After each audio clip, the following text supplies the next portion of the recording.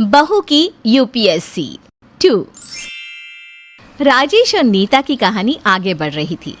एक और गांव की नीता पढ़ाई के लिए राजेश से शादी करती है।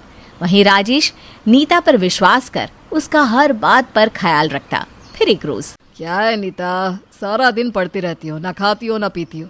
चलो कहीं घूम कर आते हैं।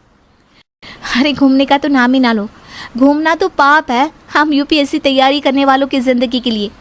अरे अभी तो कुछ भी तैयारी नहीं हुई मेरी। कैसी बात कर रही हो, सारा दिन सारी रात तो बस पढ़ती रहती हो, फिर भी तैयारी नहीं हुई। शादी की तैयारी तो बहुत जल्द कर ली थी, यूपीएससी की क्यों नहीं हो रही है? क्योंकि वो शादी थी, और शादी तो कैसे भी हो जाती है। शादी में कौन सी बड़ी बात है। फिर तुम लोग इतने सिंपल तरीके से शादी करके लाए हो मुझे। हाँ, हम नहीं चाहते थे कि तुम्हारे पापा के पैसे लगे, ठीक है ना। पर मेरा भी तो मन करता है कि मैं अपने दूसरे दोस्तों की तरह शादी के मजे लूं, बीवी के साथ घूमूं फिरूं। प्लीज हाँ, मैं वो वाली बीवी नहीं हूँ, मुझे तो पढ़ने दो बस। यार चलो ना, मौसम कितना प्यारा है। हाँ तो इसी बात पर अदरक वाली 2 प्याली चाय ले आओ, दोनों यही बैठकर पीते हैं। और जल्दी करो क्योंकि अभी बहुत पढ़ाई बाकी है। राजेश अपने सारे अरमान को साइड में रखकर नीता को पढ़ाई में मदद करता। लेकिन फिर एक दिन, मैं एयरपोर्ट जा रहा हूँ, माँ आ रही है आज आ रही है? मुझे तो किसी ने नहीं बताया। अरे तुम पढ़ रही थी ना, मैंने कहा तो था कि माँ आना चाह रही है। बहुत दिनों से वो हम लोगों से मिली नहीं ना, इसलिए। अरे आना चाहती है और आ रही है, इसमें फ़र्क होता है ना।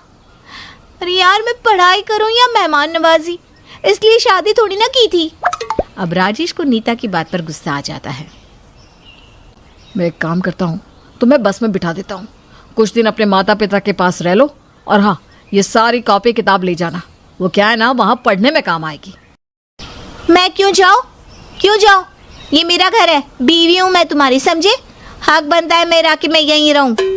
रहना है तो रहो, लेकिन माँ को कोई दिखावा या नौटंकी मत दिखाना, नहीं तो वो मुझे बर्दाश्त नहीं होगी। नीता को गुस्सा आ जाता है, लेकिन वो शांत हो जाती है।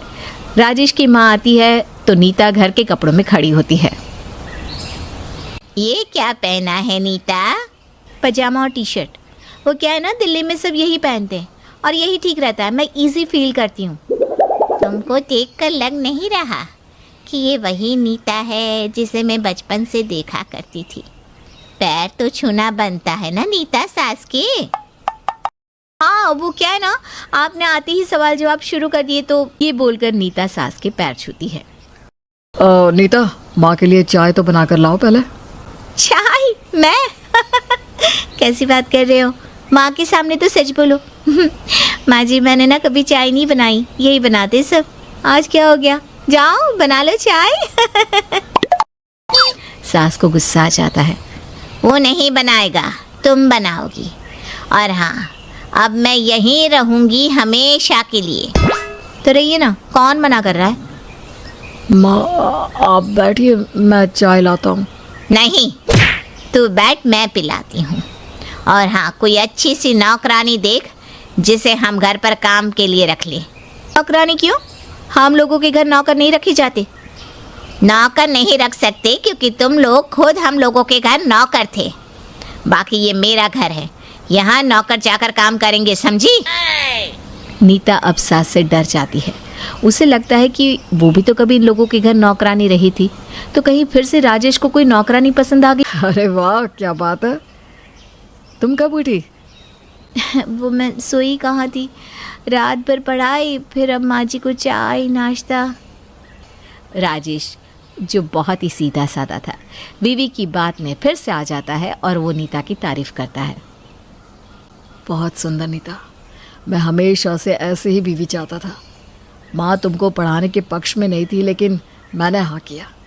देखो, माँ जब तक है उनकी इज्जत करो, उनका ख्याल रखो। लेकिन वो तो बोल रही है कि वो हमेशा के लिए रहेंगी। राजेश, हम लोगों की प्राइवेसी का भी तो ख्याल रखना चाहिए ना उनको। देखो, मेरे माँ पापा तो कभी आते नहीं। माँ को बोलो ना वो यहाँ ना रहे, मैं वादा करती हूँ मैं तुम्हारा ख्याल रखूँगी। अरे प्लीज़ ऐसा ना बोलो। मैं बात करता हूँ माँ से, लेकिन कुछ दिन तो तुम ऐसे रहो। नीता अब सास के पसंद का खाना बनाती, उनके पैर दबाती और कायदे के कपड़े भी पहनती। लेकिन ये सब तो दिखावा था, और दिखावा एक दिन खत्म हो ही जाता है। नीता, और नीता कहाँ हो? क्या हो गया माँ? देखना, आज नीता ने ना चाय दी ना ही पूजा के फूल रखे। वो क्या है ना, वो पढ़ती है रात पर, थक जाती है। अब मैं क्या कहता हूँ, अब आप गांव चली जाइए ना। अब तो वो ठीक भी हो गई है। कल को कुछ बात होगी तो मैं आपको बता दूंगा। ठीक है बेटा, वैसे मैंने भी देख लिया है कि बहू सुधर गई है। इसके परिवार के लिए क्या क्या नहीं किया, लेकिन नीता से ये उम्मीद नहीं थी। गरीब घर की लड़की घर को अच्छे से रखेगी ये सोचा था, और जो घर को नहीं संभाल सकती वो देश को कैसे संभालती। अरे छोड़ो ना माँ, क्यों पुरानी बातों को लेकर बैठी हो। अच्छा, मैं कल की ना टिकट करवा देता हूँ।